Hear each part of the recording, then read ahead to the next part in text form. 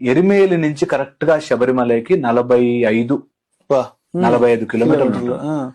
ఇక్కడ ఒక వింత పాయింట్ ఏంటంటే చాలా మంది అబ్జర్వేషన్ చేశారు, ప్రయాణం చేస్తాం ఒక 15 కిలోమీటర్లు నడిచాము అనే ఫీలింగ్ ఉంటుంది, కానీ చూస్తే 2 కిలోమీటర్లు నడుచుంటాం. ఒక్కోసారి 2 కిలోమీటర్లే నడిచామనిపిస్తుంది, చూస్తే 12-15 ఎక్కేసి ఉంటాం. అండ్ ఎవరిని అడుగు ఎంత దూరం ఉంది పంబ అని అడిగితే ఇంకేంది వచ్చేసింది అంటాడు, కానీ నడుస్తూనే ఉంటాం. ఇలాంటి వింత వింత ఎక్స్పీరియన్స్లు శబరిమల కొండ మీద జరుగుతుంటాయి.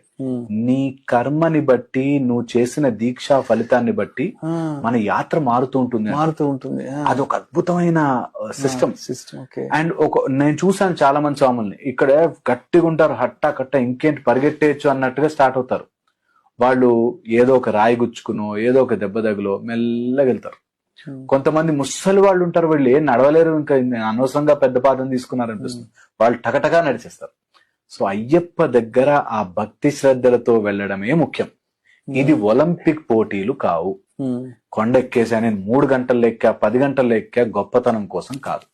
ఆ ప్రకృతి అందాన్ని అయ్యప్ప స్వామి యాత్రని ఆస్వాదించాలి. ఆ ప్రకృతి రమణీయతను మనం అడుగడుగున ఆస్వాదిస్తూ నడిచిన ప్లేస్ అది. అయ్యప్ప స్వామి ఇరుముడి కట్టుకుని స్వయానా వెళ్లిన పాదం అది. సో ఖచ్చితంగా దాన్ని ఎంజాయ్ చేస్తూ వెళ్ళాలి. ఒలింపిక్ పోటీలో పరిగెట్టేది, హాయిగా కొండ మీద నిద్ర చెయ్యండి.